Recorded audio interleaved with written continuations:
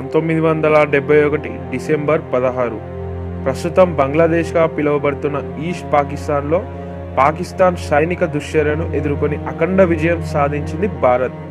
బంగ్లాదేశ్ని పాకిస్తాన్ నుంచి విముక్తి పొందేలా చేసింది. ఈ యుద్ధంలో మన మిత్రదేశమైన రష్యా మనకి చేసిన హెల్ప్కి మనం జీవితాంతం రుణపడి ఉంటాం. భారతదేశ సైనిక శక్తిని ప్రపంచానికి చాటి చెప్పిన ఈ యుద్ధం గురించి మనం ఈ వీడియోలో చూద్దాం.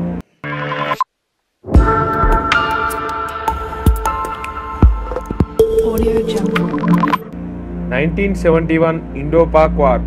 దీన్ని ఈస్ట్ పాకిస్తాన్ క్రైసిస్ అని అంటారు.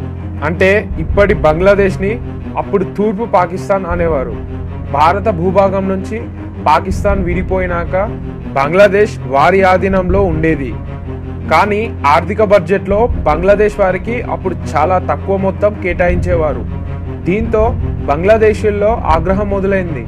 1970లో జరిగిన ఎన్నికల్లో బంగ్లాదేశ్ పార్టీ అవామీ లీగ్ ఘన విజయం సాధించింది.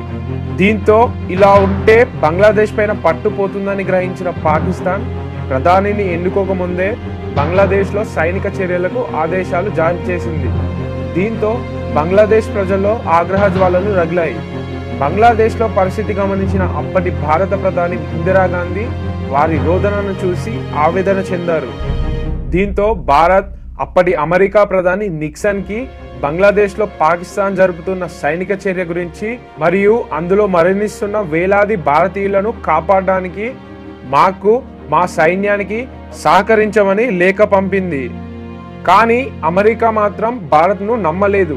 సైనిక చర్యకు పాల్పడితే భారత్కు ఆర్థిక సాయం అందజేయమని తేల్చి చెప్పింది. కానీ భారత ప్రధాని మాత్రం బంగ్లాదేశీయుల విముక్తి కోసం ప్రపంచ దేశాల మద్దతు భారత్కి ఉండాలని పర్యటనలు చేసింది. 1971 నవంబర్ 4 అండ్ 5 పర్యటనలో భాగంగా ఇందిరాగాంధీ అమెరికా ప్రెసిడెంట్ నిక్సన్ని కలిశారు. బంగ్లాదేశ్లో జరిగే పరిస్థితులను వివరించారు. కానీ అమెరికా మాత్రం పాకిస్తాన్ వక్రబుద్ధినే నమ్మింది. దీంతో బంగ్లాదేశ్లో పెరుగుతున్న ఆందోళన చూసి ఇందిరాగాంధీ భారత సైన్యాన్ని యుద్ధానికి సిద్ధం కమ్మని ఆదేశించింది. అది పసిగట్టిన అమెరికా CIA సంస్థ నిక్సన్కి ఈ విషయం చెప్పింది. దీంతో భారత్ని 4 వైపుల నుంచి బంధించి బంగ్లాదేశ్ పైన సైనిక చర్యను అడ్డుకోవాలని చూసింది అమెరికా.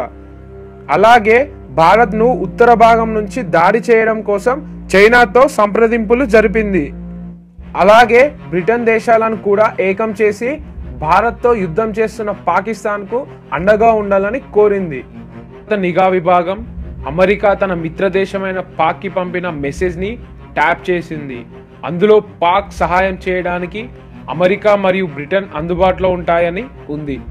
దీంతో భారత ప్రధాని ఇందిరా డిసెంబర్ 3 ఎమర్జెన్సీ విధించి యుద్ధాన్ని ప్రకటించింది. అలాగే భారత్ చిరకాల మిత్రుడైన రష్యాతో డిసెంబర్ 4న ఒప్పందం కుదుర్చుకుంది. ఈ ఒప్పందం ప్రకారం భారత్ మరియు రష్యా తమ దేశాలపైకి ఎవరైనా దాడి చేస్తే సైనిక పరంగా పరస్పరం సహకరించుకోవాలి. అలాగే యుద్ధం మొదలైన రోజు నుంచి భారత సైన్యం దాటికి పాకిస్తాన్ చాలా తన సైనిక బలాన్ని కోల్పోయింది. దీంతో ఇది గమనించిన అమెరికా పాక్ సహాయంగా భారత్ను 4 వైపుల నుంచి దాడి చేయాలని మొదట చైనాను భారత్కి ఉత్తర దిశగా దాడి చేస్తే భారతదేశం బలహీనపడుతుందని భావించింది. కానీ చైనా మాత్రం భారత్కు రష్యా అండగా ఉండడం చూసి ఇలాంటి సమయంలో భారత్పై దాడి చేస్తే రష్యా తమ దేశంపైకి అణుక్షిపణులు ప్రయోగిస్తుందని చైనా ఆ ప్రయత్నం వదులుకుంది. దీంతో పాక్కి ధైర్యంగా అమెరికా తన ఎయిర్ క్రాఫ్ట్ క్యారియర్ USSని 1971 డిసెంబర్ 9 రోజున బే ఆఫ్ బెంగాల్లోకి వియత్నాం మీదుగా పంపించింది. అలాగే బ్రిటన్ తమ ఈగల్ యుద్ధ విమానాన్ని కూడా పంపుతున్నట్టు చెప్పింది. ఇది పసిగట్టిన రష్యన్ ఇంటెలిజెన్స్ తన శత్రు దుర్భేర్యమైన సబ్మెరీన్లను బే ఆఫ్ బెంగాల్ ఇంకా అరేబియన్ సముద్రంలోకి పంపింది. అయితే రష్యా వద్ద ఉన్న సబ్మెరీన్ క్షిపణులు షార్ట్ రేంజ్వి. కూడా రష్యా సైన్యం స్నేహానికి ప్రాణమిచ్చే విధంగా ప్రమాదం అని తెలిసిన భారత్ కోసం నిలబడింది. రష్యా సబ్మెరీన్ల గురించి తెలుసుకున్న అమెరికా తన ఎయిర్ క్రాఫ్ట్ క్యారియర్ని వియత్నాం వద్దనే ఆగిపోమని చెప్పింది. అలాగే బ్రిటన్కి చెందిన ఈగల్ విమానాలు కూడా సౌదీ అరేబియా వైపు పారిపోయాయి. దీంతో భారత సైన్యం మరింత రెచ్చిపోయింది. 1971 డిసెంబర్ 16న పాకిస్తాన్ కమాండర్ ఏకే నజియర్ తన 90,000 మంది సైనికులతో లొంగిపోయి ఢాకాలో ఇన్స్ట్రుమెంట్ ఆఫ్ సరెండర్లో సంతకం చేశాడు. తరువాత ప్రధాని ఇందిరాగాంధీ బంగ్లాదేశ్ను స్వతంత్ర దేశంగా ప్రకటించింది. ఈ యుద్ధంలో అన్ని దేశాలు భారత్కి వ్యతిరేకంగా ఉన్న తమ మిత్రుడు ఆపదలో ఉన్నాడని అండగా నిలబడిన రష్యాకి భారత్ ఎప్పటికీ రుణపడి ఉంటుంది.